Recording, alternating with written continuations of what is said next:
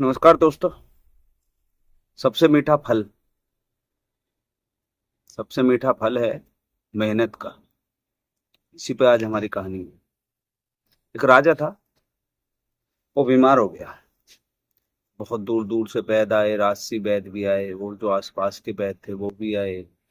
दवाई दी, खाई, मगर हो नहीं पाया। तो अब एक वैद्य आया और वो उनकी बीमारी को समझ गया। राजा की बीमारी को वो समझ गया और उसने राजा से बोला कि राजा साहब, आपको एक काम करना पड़ेगा। बोला, बताओ क्या करना। राजा साहब, आपको एक ऐसे इंसान की ये शर्ट शर्ट होती है ना, पहननी। आपको एक ऐसे इंसान की शर्ट पहननी है जो इस दुनिया में बिल्कुल खुश है, यानी जो लगे कि हाँ यार ये खुश है। तो बोला, उससे कैसे होगा? बोला, हो जाएगा उससे आपका इलाज, आप ढूंढो तो सही। बोला ठीक है। बोला ठीक है, मैं सैनिकों को भेजता हूँ और कोई ऐसे इंसान को ढूंढता हूँ जो सबसे खुश हो इस दुनिया। तो वैद्य बोला, नहीं नहीं, ये नहीं करे, काम तो ये आपको ही करना है। बोला, मैं तो बीमार। बोला, भले बीमार, जब तक आप नहीं ढूंढोगे तब तक आपकी बीमारी का इलाज होगा नहीं। बोला ठीक है, चलो मैं ही ढूंढ दूं। अब वो चल दिया भाई। अब वो घोड़े से गया तो उसका पसीना भी निकला, कहीं रुका भी, धूप भी लगी, बरसात भी हुई, छाया में भी बैठा, नेचर के पास आ गया। और आपको पता ही है, जितना आप नेचर के पास रहोगे बीमारी उतनी दूर रहेगी।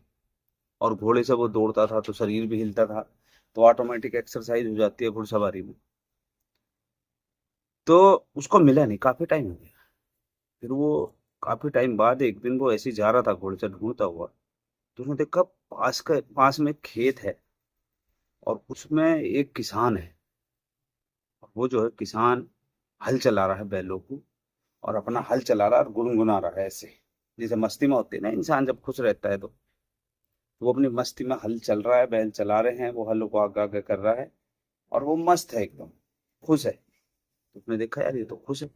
फिर भी थोड़ी देर खड़ा होकर देखता हूँ और खुश होगा या नहीं होगा। थोड़ी देर बाद उसने हल रोका, फिर वो खाना खाने बैठ गया। अपना उसने निकाल ली, उसमें रोटी थी और प्याज थी।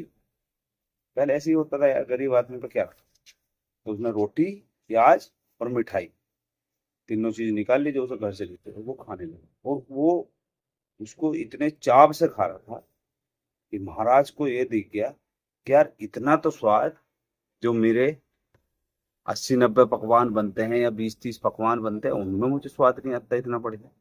और इसको एक रोटी और एक प्याज और एक मिठाई में, गुड़ में इतना स्वाद आ गया।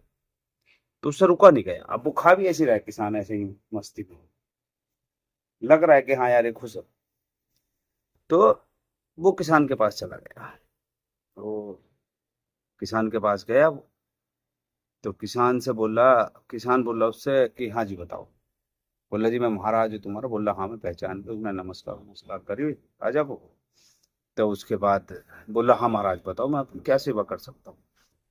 तो बोला, एक काम करना पड़ेगा आपको, आपको मुझे अपनी ये शर्ट देनी पड़ेगी जो आपने पहनी। तो किसान भी अचंभे में, यार शर्ट का क्या काम। बोला, नहीं शर्ट देनी। तो बोला राजा साहब, ठीक है शर्ट तो मैं दे दूंगा, ठीक है, बट देखो पहली बात तो ये पसीने की हो रही है, और दूसरी बात मुझे भी खेत जोतना है, और जो है टाइम है, अभी थोड़ा टाइम लगेगा। तो मुझे कुछ समय का टाइम दो, मैं अपना खेत जोत दूं, उसके बाद आप शर्ट ले जाओ।